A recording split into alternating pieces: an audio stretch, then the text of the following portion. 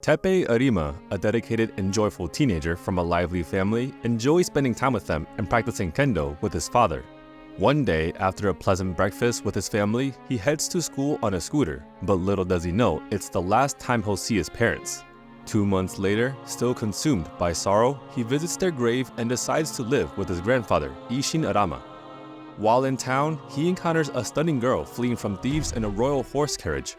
Teppei, using his kendo skills, attempts to rescue her but is almost defeated until Gia, the carriage driver, intervenes. Unfortunately, her absence leads to a disaster, and Teppei and the girl, Princess Charlotte Hazelrink, survive a harrowing fall down a hill.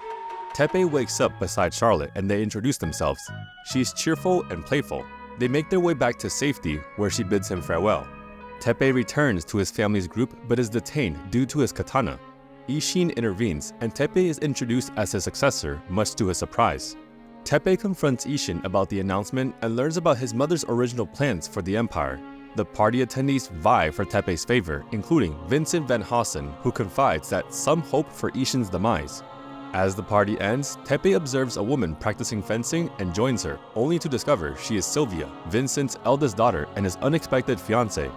As the night goes on, Teppei, Ishin, and Teppei's maid, Fujikurayu, feel exhausted. Teppei falls asleep on a soft surface, and Ishin reflects on his own decisions regarding his daughter. Teppei, accompanied by Yu and Ishin, arrives at his new mansion, which leaves him speechless due to his grandeur. Ishin entrusts Teppei's responsibilities to Yu before departing, and upon entering, they are greeted by a multitude of maids. Teppei is then taken to the master bedroom, where he recollects the memory of Charlotte and Sylvia. Late at night, Teppei seeks your counsel regarding Sylvia's feelings about their arranged marriage. He mentions his uncertainty about Sylvia's character and her apparent sadness during their sparring session. The next day, Teppei and Yu head to Shiguru Academy in a limousine, where Teppei is overwhelmed by the attention he receives from fellow students. During a cafeteria mishap, Teppei meets Seika Hojun, who educates him about the academy's customs. In class, he becomes a celebrity and students introduce themselves. Charlotte playfully pranks him, leading to an encounter with Sylvia, who scolds him. Teppei accompanies Charlotte to the cafeteria and discusses his arrangements with Sylvia. Charlotte suggests that Teppei clear the air with Sylvia, leading to a fencing match where Teppei loses due to inexperience. Sylvia proposes they fight like they did the previous night. As they spar, Yu enters with Teppei's edgeless katana. The match ends in Sylvia's favor, but Teppei extends a hand of friendship. Teppei is recommended to join the society club by Charlotte and Sylvia, and Yu reveals that all these students are part of the society club.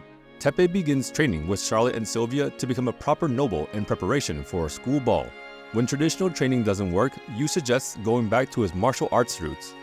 At the school ball, Teppei impresses everyone with his grace and etiquette. Seika remains skeptical and challenges him to host his own party the following week. Teppei diligently trains with Charlotte and Sylvia. As the day of the party arrives, Teppei, Sylvia, and Charlotte discuss their plans. They are joined by the club president, who reminds Seika about an upcoming press interview. During the interview, Teppei veers off course, but eventually impresses with his description of Seika's responsible nature. Teppei and Seika have dinner together, and Teppei brings up the rivalry between their families. Seika reveals how Ishin revoked their rights to sell at Arama stores. Teppei hands over a letter reconciling their families. Nizo offers a party idea to Teppei, which Charlotte overhears and surprises him with a date.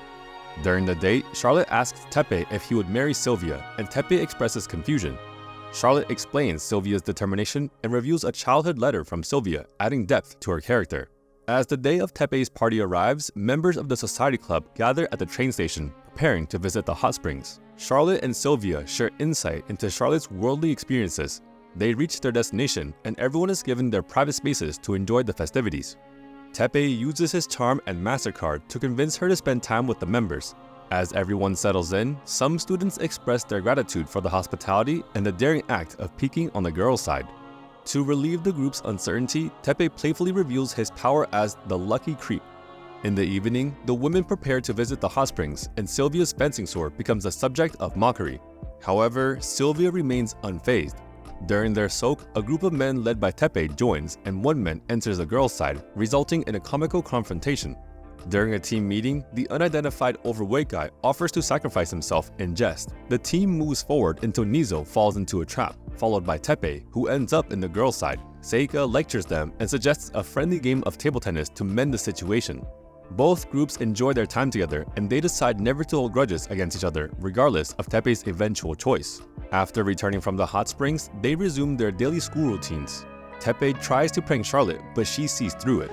Sylvia overhears their conversation and reminisces about their promise at the hot springs. Later, Charlotte's butler accuses Tepe of stealing the princess, but Charlotte confirms Tepe as her beloved. During a chase, Tepe carries Charlotte, who twisted her ankle, to the infirmary. A strange man parachutes onto the school grounds and declares himself as Charlotte's fiancé, Hartman Veselheim, shocking everyone. Hartman informs the group that he'll be staying in the country for a while before bidding farewell. At the Hassan household, Sylvia overhears her father discussing confidential matters regarding Hazelrink and Filmish developing nuclear weapons. Charlotte and Sylvia confide in each other about their fathers being kept in the dark. Sylvia reveals the involvement of a mysterious third country. Seika overhears and informs them of something big happening at Arima Hill. As night falls, Tepe returns to Arima Hill and encounters Hartman, who is here for a meeting. In their confidential meeting, Hartman informs Tepe and the others about the rumors regarding Hazelrink and Filmish, hoping to manipulate them into becoming enemies. Vincent reacts with amusement to this information. Ishin reveals that the plan was intended for a child, and Charlotte receives a text from Tepe. She escapes from the house while Sylvia prepares to visit Arama Hill. Charlotte reaches Tepe's room, but he's practicing kendo. When she calls him, something strange happens, and Tepe learns that his grandfather and Charlotte have been taken hostage in the conference room. Josephine, Hartman's subordinate, is the mastermind behind this invasion. On the 36th floor, Charlotte is taken hostage by 3 newcomers. They compliment her talents but resist her attempts to extract information. They try to turn on the radio but discover that the media is covering the invasion at the hill. Tepe and Yu rush into a secret room to regain control of the hill's systems. Tepe decides to take action and heads to the research team to obtain a high-tech motorbike. Sylvia insists on accompanying him, and together they make their way to Arama Hill, facing obstacles along the way. In the conference room, Hartman confronts Josephine and gets shot in the heat of the moment. Josephine reveals that their goal was to embarrass the nobles in the country and orders her men to retreat. Tepe and Sylvia reunite with Ishin and Vincent. Charlotte reveals the presence of a bomb in the facility.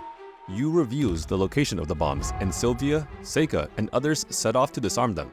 Tepe decides to disarm the bomb in the mall, but he and Charlotte are blocked by a metal door. Sylvia and her team try to disarm the hotel bomb based on a wire dilemma. They choose the right wire, preventing an explosion. Sylvia opens up to Tepe about her past grief, and they proceed to the hotel, finding another bomb. Tepe disposes of an armed man. In the end, they successfully defuse the bomb in the mall. Ishin informs Yu that Charlotte's butler is on the way, and Sylvia and Charlotte's escort arrive. Vincent declares Charlotte's kidnapping an international issue. Tepe returns to the spot where he first met Charlotte, and Charlotte regains consciousness to discover Hartman's involvement in the invasion. At the society club, Seika kisses Tepe and confesses her love, but Sylvia interrupts and slaps Tepe. Sylvia decides to return to Filmish, and Hartman plans to use himself as bait to trap Tepe. Tepe has a conversation with his grandfather about wealth and receives a katana. He reassures Seika about rescuing her if she were ever kidnapped. Tepe lands in Filmish and is reunited with Sylvia. Vincent invites everyone to a formal party. Sylvia and Tepe, however, have no inclination towards such gatherings. Instead, they opt for a duel. As the duel begins, Tepe's mind starts to wander and he contemplates revealing something. In contrast, Sylvia remains unwaveringly focused on the battle, advancing for an attack. Sylvia emerges victorious in their match, but she kindly asks Tepe to forget about their duel, admitting her admiration for strong men. She displays her boldness by kissing him. The next day, Tepe, Sylvia, and the Filmish forces initiate their operation. The cavalry unit attacks from the rear, while Tepe infiltrates the train from the front. Upon hearing the commotion, Charlotte heads towards the front, but Josephine captures her before she can reach Tepe. Fueled by jealousy, Josephine attempts to eliminate both Charlotte and Tepe. Suddenly, Hartman emerges and shoots Josephine for not following the plan. Feeling nostalgic, Hartman reveals that he used to pickpocket wealthy individuals at the Arama Hills. One day, he was caught by Ishin Aramo, which left him feeling embarrassed. He arrogantly outlines his scheme to overtake Ishin Arama's wealth. As he continues boasting, Tepe senses an opening and takes action, attacking Hartman. However, the collateral damage results in Charlotte tumbling outside the train. Without hesitation, Tepe abandons his attack to save Charlotte, inadvertently providing Hartman with the perfect opportunity to shoot. Luckily, Sylvia, who was riding with Charlotte's butler, catches Tepe in the nick of time. The butler reveals that he fainted due to a small scratch and wasn't seriously injured. However, catching up to the train at this rate seems far-fetched, especially due to the excess weight. To resolve this situation, they take a break. Tepe and the butler then engage in an intense game of rock, paper, scissors, with Tepe emerging victorious, fueled by newfound determination. Tepe and Sylvia catch up to the train using a shortcut. Upon entering the train, Tepe passes control to Sylvia. Hartman orders his men to kill Tepe on sight. However, none of them succeed, and now Tepe faces Hartman head-on, even with a gun to his forehead. Tepe remains resolute and reveals that his grandfather didn't intend to embarrass him, but instead wanted him to rise to his level. Tepe then lectures Hartman about the meaning of life and how he should rise once again. However, Hartman considers all of Tepe's words as mere lies. With no choice left, Hartman makes a suicidal move and initiates an explosion on the train. Tepe diligently asks him to escape with them, but none of his words have any effect. In the end, the train derails, causing the three of them to tumble outside.